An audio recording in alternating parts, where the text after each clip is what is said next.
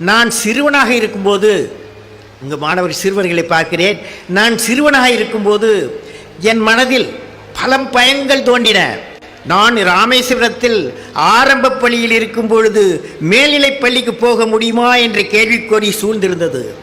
நான் ராமநாதபுரம் மேல் பள்ளிக்கு சென்றபோது அங்கு நான் கண்டதென்ன? அங்கு மாணவர்கள் அருமையான உடைகள் அணிந்து திறமையான ஆங்கிலத்தில் பேசினார்கள். அவர்கள் குழுவில் என்னை சேர்ப்பார்களா என்ற கேள்வி என் மனதில் தோன்றியது. நான் 9ஆம் வகுப்பில் சேர்ந்தவுடன் நல்ல மதிப்பெண் கிடைக்குமா, பொறியியல் கல்வியில் சேர முடியுமா என்ற எண்ணங்கள் என்னை வாட்டி அடித்தன. நான் 10ஆம் வகுப்பில் சென்றவுடன் இந்த எண்ணங்கள் என்னை விட்டு மறைந்து விட்டன. காரணம், எனக்கு கிடைத்த அருமையான பொக்கிஷம் என் ஆசிரியர். அந்த ஆசிரியர் சிவசுப்பிரமணிய ஐயர். அந்த ஆசிரியர் நல்ல லட்சியத்தை கொடுத்தார், நல்ல லட்சியத்தை கற்பித்தார். எனது புதிய லட்சியம் ஆரம்பித்தது. அந்த பயணத்தில் எனக்கு புத்தகங்கள்தான் சிறந்த வழிகாட்டியாக திகழ்ந்தது. எனது வாழ்க்கையின் பயணத்தில் எனக்கு உற்ற நண்பர்களாக இருந்தது நல்ல ஆசிரியர்கள் மற்றும் நல்ல புத்தகங்கள். என்னுடைய வாழ்க்கையில் நண்பர்களே, எல்லாரும் கேளுங்கள், என்னுடைய வாழ்க்கையில் மெட்ராஸ் இன்ஸ்டியூட் ஆஃப் டெக்னாலஜி 1957 2ஆம் ஆண்டு படித்துக் கொண்டிருந்த போது 1955-56ஆம் ஆண்டு 2ஆம் ஆண்டு படித்துக் கொண்டிருந்த போது டிசம்பர் மாதத்தில் எனது வகுப்பு மாணவர்கள் மற்றும் MIT மாணவர்கள் அனைவரும் லீவுக்கு சென்று விட்டார்கள். எனக்கு தேர்வுக்கு ஒரு பாடம் படித்து முடிக்க வேண்டிய சூழ்நிலை இருந்ததால் நான் மட்டும் விடுதியில் ஹாஸ்டலில் தங்கி படித்துக் கொண்டிருந்தேன். அப்பொழுது ராமேஸ்வரத்திலிருந்து எனது பிரதர்லா அகமது ஜலாலின் எனக்கு ட்ரெங்கால் செய்தார். அந்த காலத்தில் இது கிடையாது, மொபைல் ஃபோன் கிடையாது. ட்ரெங்கால் செய்தார். ராமேஸ்வரத்தை புயல் தாக்கிவிட்டது என்றும் என் பெற்றோர்கள் என்னை உடனே பார்க்க வேண்டும் என்றும் சொல்லி அந்த டெலிஃபோனில் எனக்கு மெசேஜ் கிடைத்தது. என் மனம் இருப்பு கொள்ளவில்லை. உடனே ஊருக்கு செல்ல என் மனம் துடித்தது. டிசம்பர் மாத கடைசியானதால் கையில் பணம் இல்லை.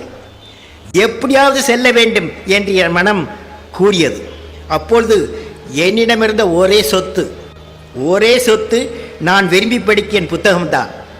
அந்த புத்தகம் மெட்ராஸ் பல்கலைக்கழகத்தின் துணைவேந்தர், எங்கள் MITயின் governing council chairman professor Lakshmanaswami Mudaliar அவர்களால் ஏரோடைனமிக் சப்ஜெக்டில் சிறந்த மாணவனாக என்னை தேர்ந்தெடுத்து அவர்களால் எனக்கு வழங்கப்பட்ட பரிசு புத்தகம் த தியரி ஆஃப் எலாஸ்டிசிட்டி என்ற பெயர்.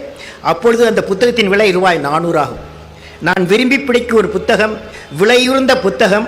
அதுவும் எனக்கு பரிசாக புரொஃபசர் லட்சுமணசாமி முதலியார் அவர்களிடமிருந்து கிடைத்த புத்தகம். வேறு வழி இல்லை.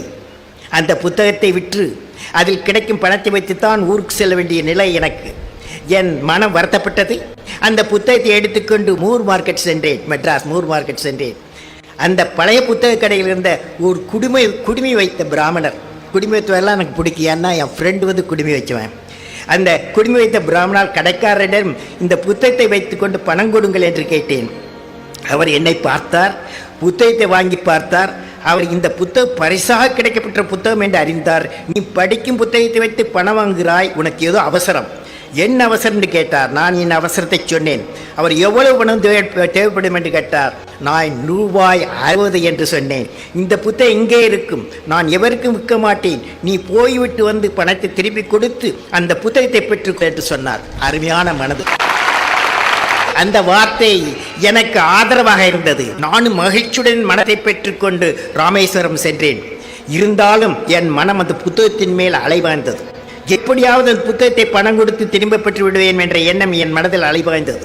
அந்த புத்தகம் எளிதாக கிடைக்காத என்ன செய்வது என்று என் மனம் ஒரு சஞ்சலம் அடைந்தது.